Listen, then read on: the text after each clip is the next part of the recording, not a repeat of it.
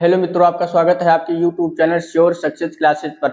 देखिए, आज हम क्लास 12th क्या सबसे ही डिफिकल्ट चैप्टर आप बोल सकते हैं, पूरी बुक का सबसे डिफिकल्ट चैप्टर है। ठीक है, ये किसी को समझ में ही नहीं आता। वो चैप्टर आज हम लेकर आए हैं, उसका नाम है रिलेशन एंड फंक्शन, संबंध एवं फलन। क्लास 11th में किया हुआ था। क्लास 11th में हमारे संबंध एवं फलन दिया हुआ था, लेकिन कुछ बेसिक से दिया हुआ था। ठीक, अगर आप वो नहीं पढ़े हैं तो कृपया पढ़ लें। ठीक है, नहीं पढ़े हैं तब भी कोई बात नहीं है, मैं यहाँ पर समझना डिटेल से ही समझाऊंगा। आप अगर नहीं पढ़े हैं 11th तो यहाँ पर डायरेक्ट 10th से भी समझ सकते हैं 12th। ठीक है, तो ये बहुत ही महत्वपूर्ण वीडियो है, ये बहुत ही महत्वपूर्ण लेक्चर हम बोल सकते हैं। ये लेक्चर आपको देखना चाहिए। ठीक है, चलिए हम शुरू करते हैं। क्यों ये बहुत ही हार्ड है, क्योंकि बहुत पढ़ाते तो आप व्यू मैट्रिक्स उठाते, लेकिन मैंने पहले ही लेक्चर में सबसे कठिन प्रश्नावली ही उठा ली। ठीक है, तो चलिए शुरुआत करते हैं। इसकी बात करते हैं संबंध क्या होता है। ठीक है, संबंध एवं फलन। तो भैया फलन जो है हम वो दूसरी प्रश्नावली में पढ़ेंगे, फलन तो दूसरी प्रश्नावली में। इसमें संबंध की बात करें, संबंध क्या होता है, जैसे ठीक है, पिता और पुत्र का संबंध होता है, गुरु, ठीक है, क्या होता है, गुरु और चेले का संबंध होता है, मतलब भाई और बहन का संबंध होता है। इसी प्रकार अनेक प्रकार के संबंध होते हैं। ठीक, तो यहाँ पर रिलेशन आज हम पढ़ेंगे। मैथ में संबंध क्या है, संबंध। ठीक है, पहले हमने समुच्चय को पढ़ा था। अब समुच्चय क्या है, एकदम बेसिक है। समुच्चय जो वस्तुओं को सुपरिभाषित करे वही समुच्चय है। वस्तुओं को कौन सुपरिभाषित कर रहा है? जैसे आपसे कुछ बोला जाए भैया कि जैसे आपसे बोला जाए कि भारत के प्रतिभाशाली लेखकों के नाम। ठीक है, तो कोई मुंशी प्रेमचंद बताएगा, कोई मतलब सब अलग अलग बताएंगे। ठीक है, एग्जैक्ट आंसर किसी का नहीं रहेगा तो समुच्चय नहीं होगा। अगर आपसे पूछा जाए 1 से 10 तक आभाज्य संख्या, तो 1 3 5 7 मतलब ये सब 2 5 7 ये सब आप बताएंगे, 2 है 5 7 इत्यादि आप बताएंगे। ठीक है, तो अगर जिसका आंसर एक ही हो तो समुच्चय होगा। अगर कोई अलग अलग कोई पूछ ले 10 जानवरों के नाम, तो तुम्हारा फेवरेट चीता है, कोई शेर बोलेगा नहीं, कोई कुत्ता बोलेगा, मतलब कोई और बोलेगा, तो ये समुच्चय नहीं है। जिसके आंसर एक ही निकलते हो, सब एक ही कहें, वो समुच्चय है। ठीक है, समझ में, जो वस्तुओं को सुपरिभाषित, संग्रह को सुपरिभाषित करे। ठीक है, चलिए बात करते हैं। लेकिन यहां पर क्या होगा, संबंध। संबंध वही लेंगे जो ए से ए में परिभाषित है। अब ए क्या है, यहां से बात को डिटेल्स में समझना। पहली हेडिंग हमारी है संबंधों के प्रकार। क्लास 12th में बुक में दे रखा है संबंधों के प्रकार। पहले हम एकदम बेसिक जानेंगे संबंधों के प्रकार। संबंध तो मैंने आपको बता दिया। अब हम देखते हैं संबंध के प्रकार। भाई संबंध के प्रकार में क्या होता है? ठीक है, तो संबंध के में प्रकार पे हम देखते हैं संबंध एवं फलन में। ठीक है, संबंधों के प्रकार में देखते हैं। तो संबंध में ये हम देखेंगे कि भाई संबंध कौन कौन से है जो ए से ए में परिभाषित है। कौन से संबंध को देखेंगे यहाँ पर? जो संबंध आर आर आर बोले तो हमारा रिलेशन संबंध जो ए से ए में परिभाषित है। ठीक है, जो संबंध ए से ए में परिभाषित है वही संबंध को हम यहाँ पर देंगे। चैप्टर थोड़ा बोरिंग लगेगा लेकिन समझना। ठीक है, वही संबंध जो ए से ए में परिभाषित है। ठीक है, तो ए से ए में परिभाषित है। ठीक, तो पहला संबंध कौन आएगा? स्वातुल्य संबंध। इसमें बुक में तुम्हारी दिया हुआ स्वातुल्य संबंध। ठीक है भैया, देखिए स्वातुल्य संबंध क्या है, एकदम बेसिक है। स्वातुल्य, इसको इंग्लिश में हम लिख सकते हैं, इंग्लिश में चलिए लिख ही देते हैं। ठीक है, स्वातुल्य इंग्लिश में इसको कहते हैं रिफ्लेक्सिव रिलेशन। क्या कहते हैं भैया? रिफ्लेक्सिव। आर ई एफ, क्या है meaning? R E F L E X I V E. ठीक है, X I V E relation, R E L A T I O N. ठीक है, अगर स्पेलिंग मिसप्रिंट हो तो आप मैनेज कर लेना। ठीक है, तो यहाँ पर स्वातुल्य। देखिए स्वातुल्य का एक अर्थ निकल रहा, स्वातुल्य मतलब अपने के तुल्य। भाई स्वतुल्य मतलब अपने के तुल्य क्या होता है? मैथमेटिक्स की परिभाषा किस प्रकार देखें मैथमेटिक्स में? देखिए, जैसे मैंने यहाँ पर एक लिया समुच्चय। ठीक है, समुच्चय मैंने इधर लिया, एक समुच्चय मैंने इधर लिया। वो समुच्चय कैसा है? देखिए यहाँ पर समझने की बात है। मान लीजिए यहाँ पर इसके अंदर 1 2 3 4 लिए, यहाँ पर मैंने 1 2 3 4 लिए। ठीक है, ये समुच्चय देखिए ये समुच्चय कैसा है, यहाँ पर स्वतुल्य मैं आपको समझा रहा हूं। ये ए से ए में परिभाषित संबंध आर है, ठीक है। पहले वाले अवयव, पहले वाले समुच्चय को एक्स नाम देते हैं, अज्यूम, ठीक है, एक्स मान देते हैं, दूसरे वाले को हम वाई देते हैं। इतनी बात क्लियर, ठीक है भैया। इसमें हम देखेंगे, देखिए ए से ए में संबंध आर परिभाषित है। समुच्चय को दो प्रकार से लिखते हैं, एक होता रोस्टर रूप, एक होता समुच्चय निर्माण रूप, ठीक है भैया। तो इसमें बात है स्वतुल्य संबंध। स्वतुल्य, स्वतुल्य मतलब खुद से खुद का संबंध। जैसे मान लो एक का एक से संबंध है, ठीक है, दो का दो से संबंध है, तीन का तीन से संबंध है, चार का चार का संबंध है। तो एक ऐसा संबंध भैया, ये हमारा स्वतुल्य संबंध है, क्योंकि खुद का खुद के से संबंध है, खुद का खुद से संबंध है, ठीक है। थ्री का खुद से खुद का संबंध है, फोर का खुद से खुद का संबंध है। मैथमेटिक्स की परिभाषा किस प्रकार होगी वो आप इधर देखिए, होगी, देखो ए कामा ए बिलोंग, ए कामा ए, देखिए ए क्या है, ये समुच्चय है, ठीक। ए comma A belongs to R है, मतलब ए comma A belongs to R है, आर मतलब आर से संबंधित, स्वतुल्य है, मतलब खुद का खुद से संबंध है, बिलोंग्स मतलब संबंधित है। यहाँ पर डज नॉट, तो अगर यहाँ पर ये खींच देते तो इसको बोलते हैं डज नॉट बिलोंग्स टू, इसको बिलोंग्स टू, तो इसका मतलब संबंध नहीं है। यहाँ पर क्या है, बिलोंग्स टू, संबंध है, ठीक है। कैसा, देखिए यहाँ पर एक अजीब चिन्ह है, इसको क्या बोलते हैं, इसको बोलते हैं फॉर ऑल। क्या बोलते हैं, फॉर ऑल। फॉर ऑल मतलब सभी वैल्यू के लिए। यहाँ पर तीन होता, यहाँ पर मान लीजिए चार जैसे छूट ही जाता तो ना होता, ठीक है, तो ना होता, क्योंकि फॉर ऑल का मतलब है सभी के लिए, सभी के लिए, ठीक है, सभी के लिए। A comma A belongs to R है, for all A belongs to A से, ठीक है, समुच्चय ए में फॉर ऑल मतलब सभी के लिए। आई होप कितनी बात आप लोगों की क्लियर हुई होगी, ठीक है, कि अगर खुद से खुद का संबंध है तो उसको स्वतुल्य संबंध बोलेंगे, ठीक है भैया। चलिए दूसरा लेते हैं, दूसरा है सम्मित संबंध। सम्मित संबंध, ठीक है। सम्मित संबंध क्या होता है, देखिए आप तो ये समझ गए कि खुद का खुद के साथ संबंध हो, वो रोल सभी वैल्यू के लिए, क्योंकि यहाँ फॉर ऑल लगा ना, फॉर ऑल सभी वैल्यू के लिए, तो वो स्वतुल्य होगा। सम्मित को क्या बोलते हैं, सम्मित को बोलते हैं साइमेट्रिक, SYMM, क्या है, SYMMETRIC, रिलेशन, रिलेशन, ठीक है। इसको हम क्या कहेंगे भैया, देखिए सम्मित। सम्मित, देखिए सम्मित, अगर एक का मान लीजिए एक का दो के साथ संबंध है तो दो का एक के साथ संबंध होना चाहिए, तभी वो सम्मित। क्योंकि देखिए स्वैमेट्रिक, स्वैमेट्रिक मतलब अपने ही समान संबंध। जैसे मान लीजिए ए का बी से संबंध है तो बी का ए से संबंध होना चाहिए, तभी हम उसको सम्मित संबंध बोलते हैं, ठीक है। चलिए एक एग्जांपल लेते हैं, इसी में हम एग्जांपल लेंगे, ठीक है। जैसे यहाँ पर इसको हटा दे रहे हैं, ठीक है,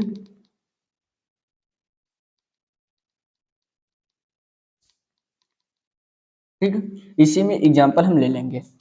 चलिए इसी में मान लीजिए, ठीक है, यहाँ पर एक दो तीन चार इत्यादि दिए हुए हैं।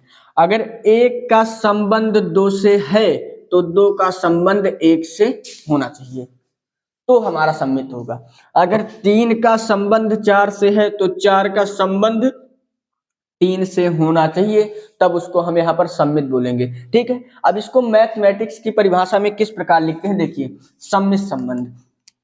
सम्मित संबंध यदि लिखेंगे, यदि A comma B belongs to R है, ठीक है, तो B comma A belongs to R होना चाहिए, ठीक है। अगर A comma B belongs to R है तो B comma A belongs to R होना चाहिए, ठीक है। चलिए इसको रोस्टर रूप में लिखते हैं। रोस्टर रूप में किस तरह लिखेंगे? तो समुच्चय दो प्रकार से लिखा जाता है, एक समुच्चय निर्माण रूप, एक रोस्टर रूप। चलिए पहली बात हम लिखते हैं इधर रोस्टर रूप में, रोस्टर रूप, ठीक है, रोस्टर रूप में लिखते हैं। एक मैं आपको लिखकर बता रहा हूं, ये कैसा, आर ए से ए में परिभाषित है, तो आर बराबर, ठीक है, हमेशा समुच्चय को रिप्रेजेंट करने के लिए ये ब्रैकेट हम लगाते हैं, ठीक है, ये मंझला ब्रैकेट इसको ऐसे बोलते हैं। अब देखिए एक का संबंध दो से है, ठीक है भैया, 1, 2 कामा लगा दीजिए। 2 का संबंध 1 से है तो 2, 1 लिख दीजिए। फिर देखिए 3 का संबंध 4 से है तो 3 का संबंध 4 से लिख दीजिए कामा। 4 का संबंध 3 से है तो 4 का संबंध 3 से लिख दीजिए। आई होप कि आपको समझ में आ रहा होगा, ठीक है। तो इसको सम्मित बोलेंगे हम। ए का संबंध 20 है तो जैसे 5 का संबंध 2 से है तो 2 का संबंध 5 से होना चाहिए, तब उसको सम्मित बोलेंगे, बात खत्म। अब हम तीसरी बात करते हैं संक्रामक की, बहुत ही भी सबसे डिफिकल्ट अभी तक संक्रामक ही है, इसको समझना। संक्रामक संबंध, इसको क्या बोलते हैं भैया? इसको बोलते हैं ट्रांस संक्रामक संबंध। पहले आप इतने का स्क्रीनशॉट ले लें, ठीक है, जो लिख ही देते हैं, ट्रांसिटिव रिलेशन, RELATION, ठीक है, ट्रांजिटिव रिलेशन बोलते हैं इसको, ठीक है। अब देखिए, क्योंकि मैं यहाँ से बुक से आपको पढ़ा रहा हूँ, तो उसमें पहले हेडिंग स्वतुल्य हम लोगों ने जान लिया, सम्मित जान लिया। अब संक्रामक, ठीक है, संक्रामक क्या है? तो ये कुछ खास है आपके लिए, क्योंकि अभी तक जो हम पहली प्रश्नावली करेंगे उसमें ये दो तो आराम से हो जाएंगे, इसी में ज्यादा से ज्यादा सभी लोग फंसते हैं, ठीक है, बच्चे हो या टीचर। अब देखिए संक्रामक क्या है, जैसे इसी में बात करें, इसी में हम बात करें, जैसे वन का संबंध, पहले इसको हम हटा देते हैं, इसको समझने के लिए इसको हम हटा देते हैं। देखिए इसमें क्या होता है, पहले इसकी परिभाषा लिख देते हैं, लिखेंगे यदि A comma B belongs to R है तो B comma C belongs to R, तथा ए का सी के साथ संबंध हो, A comma C belongs to R होना चाहिए। देखिए इधर, अगर ये ए है, ये बी है, ए सी, ठीक समझिए। अगर ए का बी के साथ संबंध है और बी का सी के साथ संबंध है, देखना इधर, अगर ए का बी के साथ तो बी का सी के साथ संबंध है, तो ए का सी के साथ संबंध होना चाहिए, तभी हम उसको संक्रामक संबंध बोलेंगे, ठीक है। ए का बी के साथ है और बी का सी के साथ है, तो ए का सी के साथ संबंध होना चाहिए, तभी हम उसको संक्रामक संबंध बोलेंगे, अन्यथा की दशा में नहीं बोलेंगे, ठीक है। तो इसमें देखते हैं भैया, इसमें क्या करते हैं, अगर हम एक खास बात, और एक खास बात, वो कौन सी बात है, अगर देखिए यहाँ पर ए बी सी, अगर ए का संबंध बी से है और बी का किसी के साथ संबंध ही नहीं है, फिर भी हम उसको संक्रामक बोलेंगे, ठीक है भाई। अगर ए के साथ, ए का बी से संबंध है और बी का किसी के साथ, तीसरे के साथ संबंध ही नहीं है, तब भी हम उसको संक्रामक बोलेंगे। ये खास बात आपको ध्यान रखनी पड़ेगी, ठीक है। यहाँ पर सभी लोग गलती कर जाते हैं, ठीक है। वो देखें भैया, ए के बी के साथ संबंध है और बी का सी के साथ संबंध है, एक साथ नहीं मिला, कहेंगे नहीं है। तो ए का बी के साथ संबंध है, बी के किसी के साथ संबंध ही नहीं है, फिर भी वो संक्रामक है, कैसे भी देखेंगे, ठीक है। तो हमने मैथमेटिक्स की ये परिभाषा लिख ली। अब हम समझते हैं समुच्चय में। देखिए 1 2 3 4, ठीक, ऐसे ले लिया।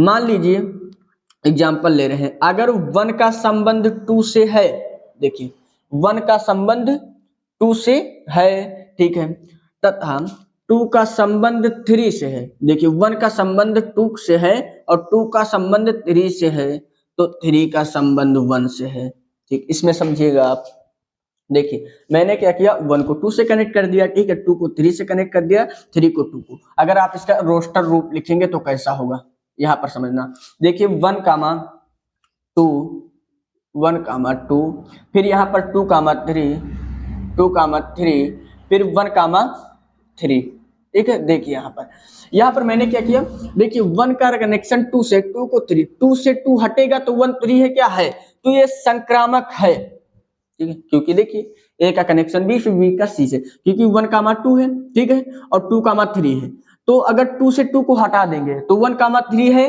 बिल्कुल है, तो इसका मतलब ये संक्रामक है।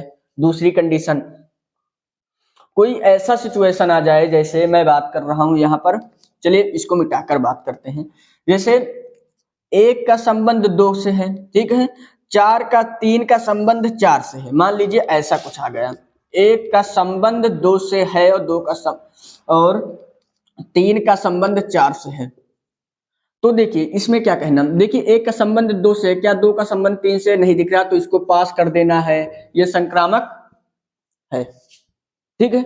यही बात है कि अगर किसी का कनेक्शन ही नहीं मिल रहा दो लोगों के अलावा, फिर भी उसको संक्रामक मानना है।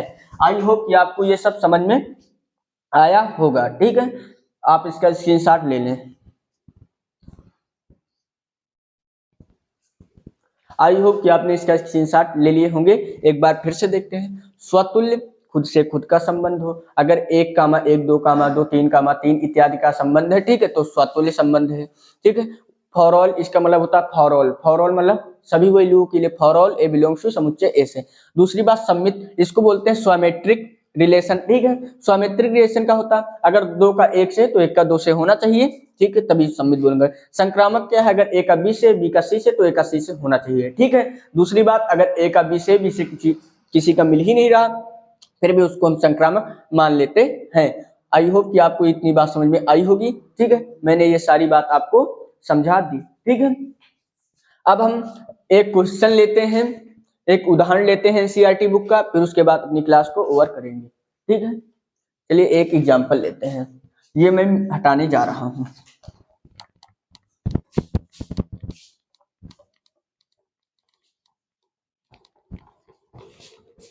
ठीक है, अगर वीडियो पसंद आए तो लाइक एवं सब्सक्राइब जरूर करें, और कृपया ज्यादा से ज्यादा वीडियो को शेयर करें और सब्सक्राइब करें, ठीक है। अब हम बढ़ते हैं एक उदाहरण पर, ठीक है। एक तो संबंध ही बच गया भाई, तुल्यता संबंध, एक तो संबंध ही मैं लिखना भूल गया, चलिए मैं यहाँ पर बता रहा हूं, बता दूं वो तो इजी है, आप तुरंत ही जान पाएंगे, ठीक है, बता दें, चलिए यहीं पर बता दें, तुल्यता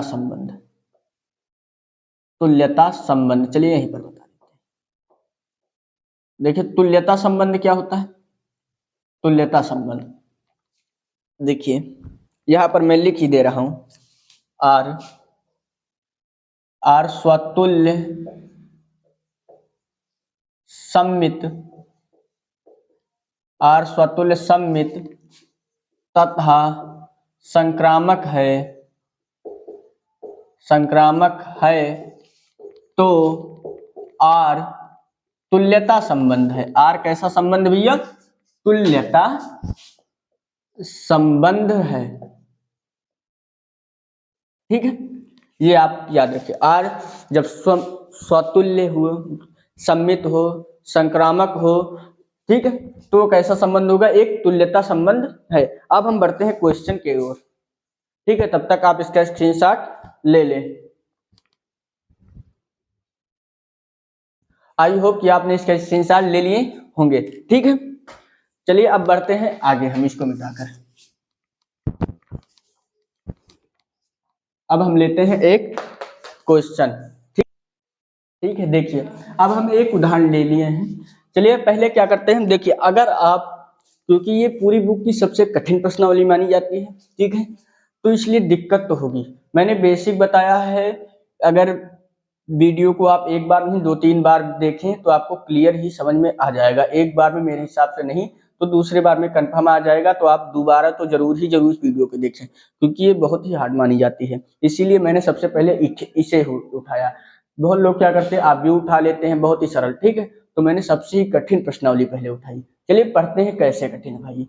इन्होंने कहा मान लीजिए, ठीक है भैया, ये हमारा उदाहरण दूसरा है, ठीक है, उदाहरण दूसरा है, यहाँ पर लिख दिया, उदाहरण दूसरा है एनसीईआरटी। मान लीजिए कि टी किसी समतल में स्थित समस्त त्रिभुज, टी में समस्त त्रिभुज है, समबाहु है, विषमबाहु इत्यादि त्रिभुज, ठीक है, समस्त त्रिभुजों का एक समुच्चय, समुच्चय क्या है, जो वस्तु को संग्रह को सुपरिभाषित करे। समुच्चय में टी में आर कैसा संबंध है, T1 कामा T2 इस प्रकार है कि T1 जो है T2 के सर्वांग सम है। सर्वांग सम बोले तो फोटोकॉपी, मतलब सारे अंग समान।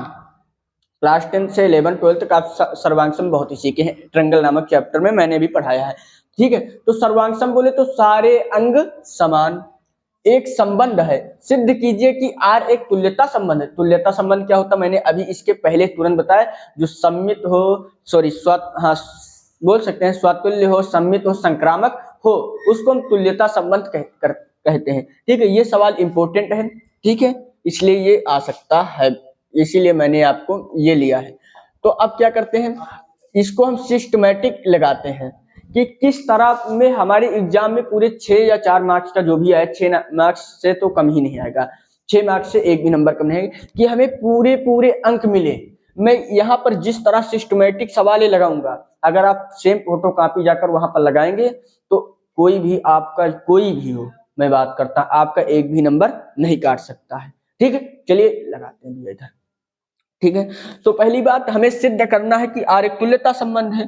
तो पहले स्वतुल्य चेक कर लें, सम्मित चेक कर लें, संक्रामक चेक कर लें। अगर तीनों हम चेक कर लेते हैं भाई, ठीक है, अगर हमने तीनों चेक कर लिया तो बात को बोल देंगे आर स्वतुल्य है, सम्मित है, संक्रामक है, इसलिए यह तुल्यता संबंध है। ठीक है, लेकिन इसको लगाएंगे कैसे? बहुत सारी गाइडों में देखा होगा, उसमें कुछ थोड़ी देर हिंदी लिखते पता नहीं क्या लिख जाते हैं। ठीक है, उसमें किसी को समझ में ही नहीं आएगा। गाइड में आप देखें तो आप कोई समझ ही नहीं सकता उसमें। तो मैं यहाँ पर मैं अपना तरीका लाया हूँ। ठीक है, इससे बेस्ट तरीका हो ही नहीं सकता इस सवाल को लगाने का। चलिए शुरू करते हैं। कौन सा तरीका भैया? यहाँ पर लिखेंगे हल। इस तरह अगर आप लगाएंगे तो एक भी नंबर नहीं कटेगा। तो पहली बात हम स्वतुल्य संबंध चेक करते हैं। ठीक है, पहली बात हम स्वतुल्य संबंध चेक करते हैं, तो नंबर 1 डालेंगे स्वतुल्य संबंध। स्वतुल्य संबंध, या आप डालना चाहे तो काले स्केच से डाल सकते हैं। चलिए काले स्केच से ही हम डाल देते हैं। ठीक है, नंबर 1 होता है स्वतुल्य संबंध। स्वतुल्य संबंध, इसको चेक करेंगे क्या यह संबंध है। ठीक है, अब देखते हैं स्वतुल्य संबंध, देखते रहना। स्वतुल्य संबंध क्या होता है?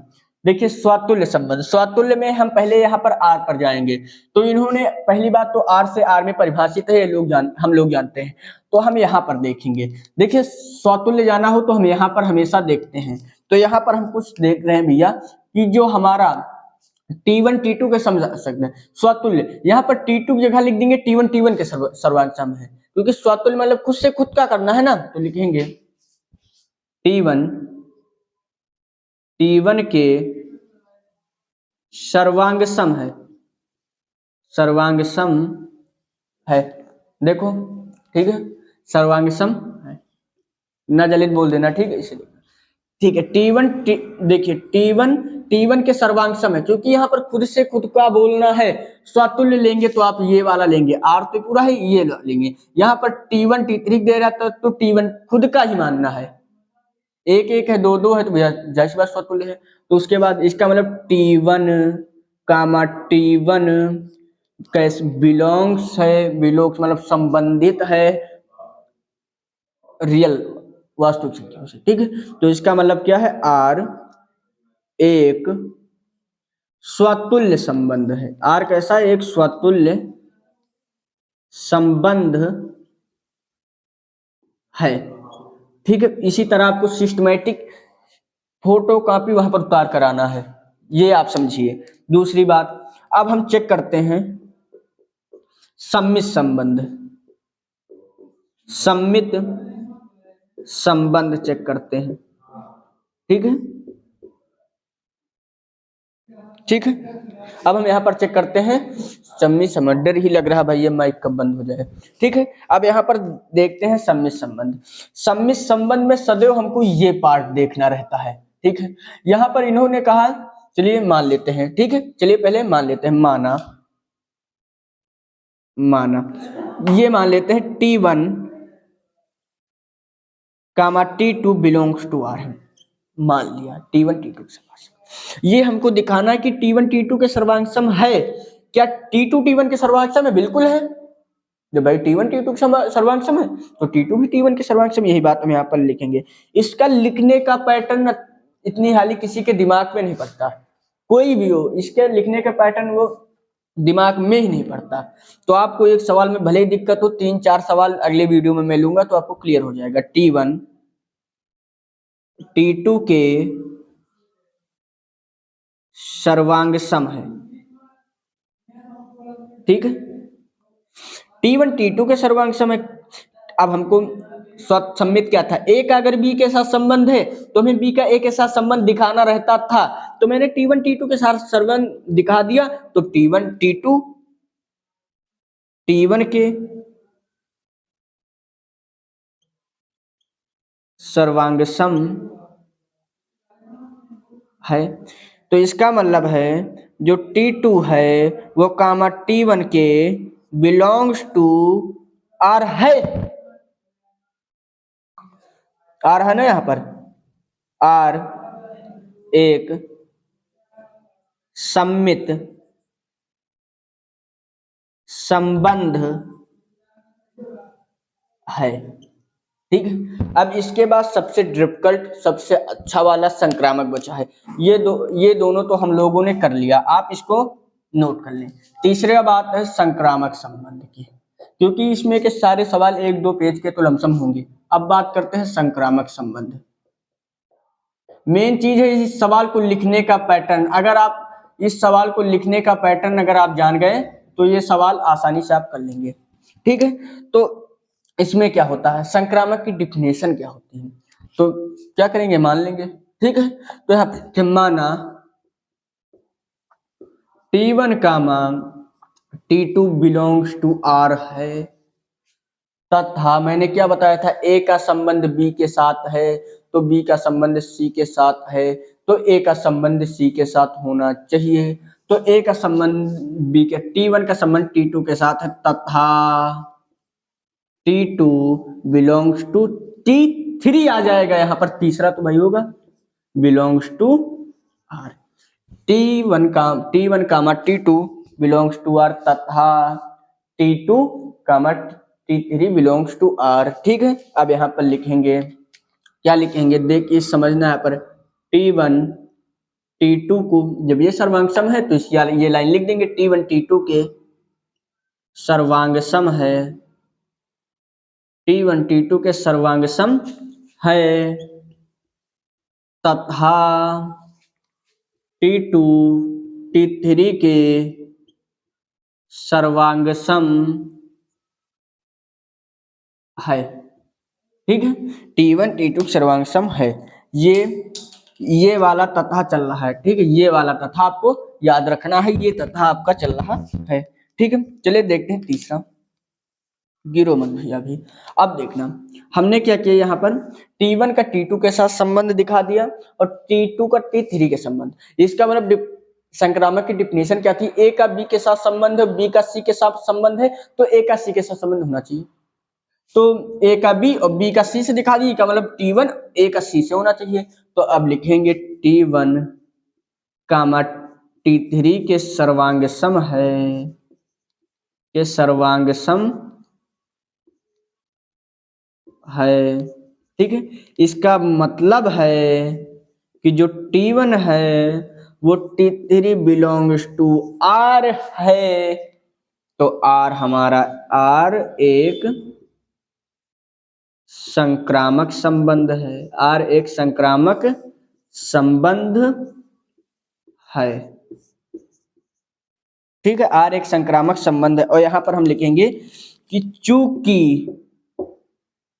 R स्वतुल्य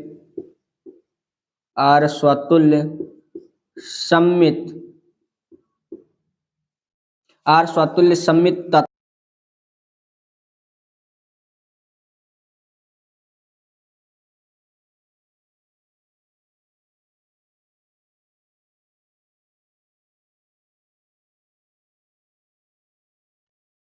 चलिए देखिए, ठीक है।